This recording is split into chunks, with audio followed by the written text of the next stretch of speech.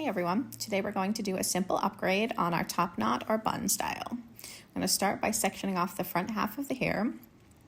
Be sure to use uneven partings, it'll make it simpler on the finish. You're going to gather the hair up either with your fingers or you can use a brush to smooth it out, optionally leaving out a few pieces around the face if you'd like. We're going to gather that hair into a ponytail, and on the last pull through, we're only going to leave it looped like that. Clip the tail out of the way, and then gather the back half of the hair into a ponytail as close as you can behind the first one we created. And we're going to ponytail that again, not pulling all the way through on our last one, so we create a loop. Reach through the front loop with your fingers, grab the second loop and pull it completely through the first. Then you're going to take the tails of the hair from the ponytail, wrap them around, and using a hairpin, pin them into place. Taking the tails from the other one and wrapping in the opposite direction, again, pinning in place with the hairpin.